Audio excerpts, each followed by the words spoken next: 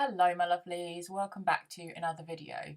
So what I've done here already is I've got some 5mm braided cord and I've got some 3mm aluminium wire, and I have threaded the wire through the cord. And for this name I did about probably 2 meters long, and some of the cords have an inside sort of filling, so you need to kind of pull that out before you stuff any of the wire in, otherwise you're just going to get lumps along the line. So that's what I did. So this is the wire inside the cord already, and you can see that I'm using some needle nose pliers, and you're also going to need some scissors and a little bit of glue from a glue gun, and that's absolutely it. That's all that you need to make these beautiful words. So how I form the letters is I choose any font that you like. So this is from Canva and this font is called Beautiful. The best thing about this is that you can use whatever font takes your fancy, and you can choose that as a guide, which really helps. The colour that I've chosen here is a lovely coffee colour. It looks really lovely in a neutral nursery or just on a white wall, because it really shows up nicely, and it's kind of like that neutral look, and although it's dark it just still looks lovely on a lighter wall because it contrasts and stands out but without being too in your face. All of these materials I got from eBay. If you just put in 5mm cotton cord into the search bar, then it will come up with loads of different colours that you can choose from, so it's really cheap and easy to make.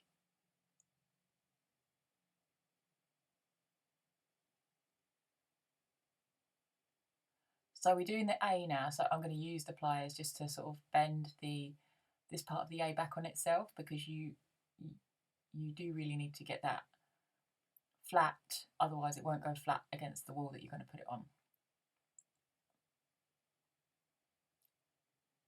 There we go, just rounding off the A.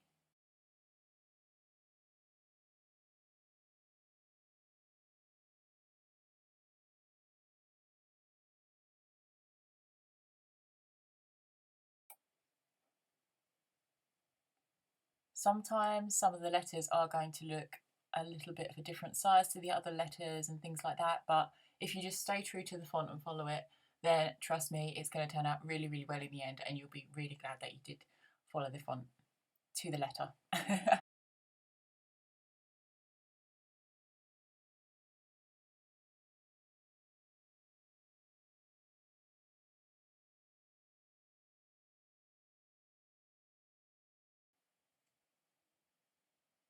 So now I'm looking on the next part of the word, because I've probably written it on 2 different pieces on Canva. So we're going for the N-O-R bit of Eleanor next. And the N's in this font are not easy to do. They're kind of like, if you did one on its own, it would just look a bit weird, but trust me, it goes really nicely.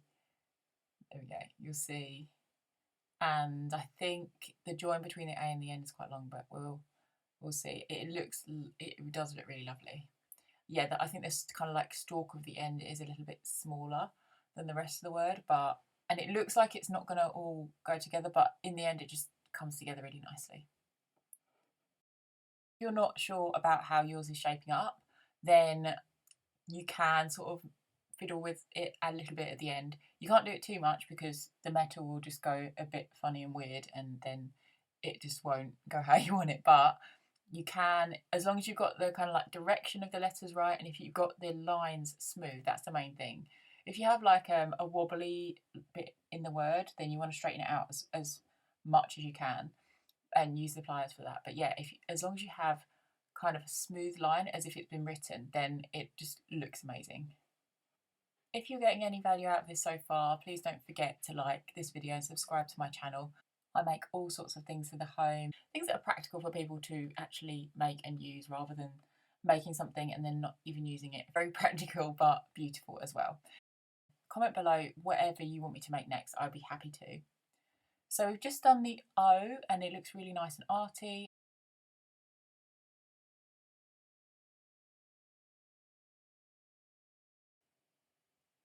We're moving on to the R, which is a lovely loop sort of going upwards and then across, and it just finishes off the word perfectly. Although it's very kind of abstract R, you can see that the word says Eleanor, and it's very beautiful. So we're going to finish this off here, and just a couple of little adjustments on the end, and then sometimes on the end I do a little loop that sometimes people like to put the pin in. This is so lightweight that I actually put it on my wall with one small pin in the A, which I'll show you in a minute. But here I'm just cutting off the end with the needle nose pliers, or if you don't have a cutter on your needle nose pliers, then use wire cutters.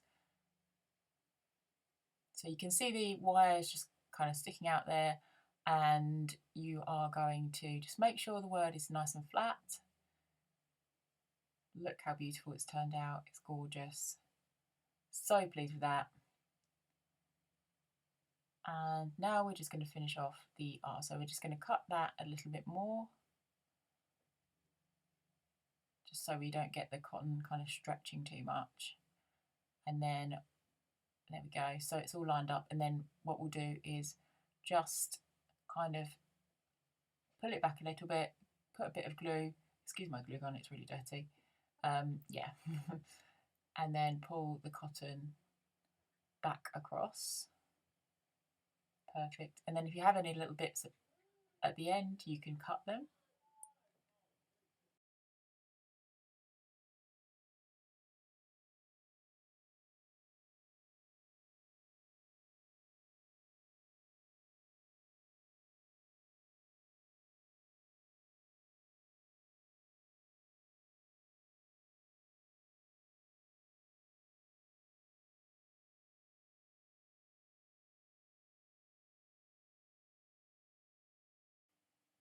So here it is on my wall, and actually I've just slowed this down because the only pin, as you can see underneath the top of the A, that's the only thing holding it up, and it's so lightweight you can just easily do that. But you could put, I don't know, one at the end and one at the beginning if you wanted. And that's kind of it up close on my desktop. Very, very lovely. Thank you so much for watching, guys. Here is the finished product.